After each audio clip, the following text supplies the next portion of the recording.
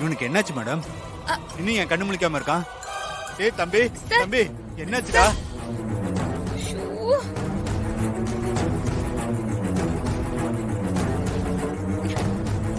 விஷால், நான் அசோக்க பார்த்த விஷால். என்ன அசோக்க பாத்தியா? ஆமா, எனக்கு அவர் அசோக்னு தெரியாது. நான் சொன்னல உன்கிட்ட போன்ல ஆக்சிடென்ட் ஆகி ஒருத்தர் ரோட்ல கிடந்தாரு, நான் போய் ஹாஸ்பிடல்ல சேர்த்தேன்னு. நீ அனுப்புன போட்டோ பார்த்ததுக்கு அப்புறம் தான் அவர்தான் அசோக்னு எனக்கே தெரிஞ்சது. ஏன் இரு என்ன ஆச்சு? ஏன் ஒரு மாதிரியா இருக்க? அதான் சொல்றேன்ல, கையில கிடைச்ச அசோக்க நான் மிஸ் பண்ணிட்டேன்.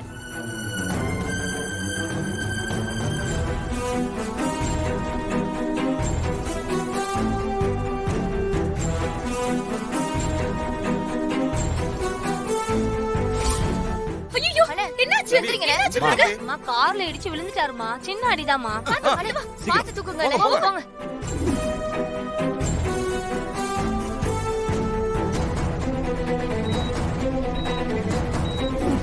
இவனுக்கு என்னாச்சு மேடம்?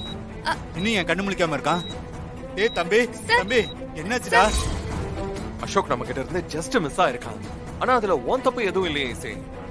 இந்த பாரு, இப்ப நீ கில்ட்டா ஃபீல் பண்ணாத. சரி, அந்த 3 பேரும் யாருன்னு தெரியுமா உனக்கு?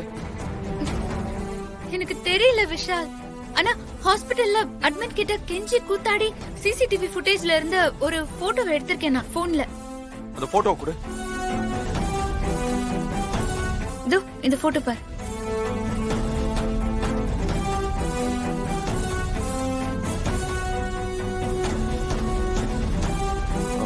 இது எப்படி?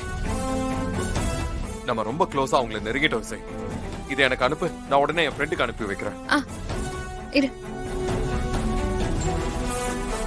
அனுப்பிட்டேன். வந்துருச்சு.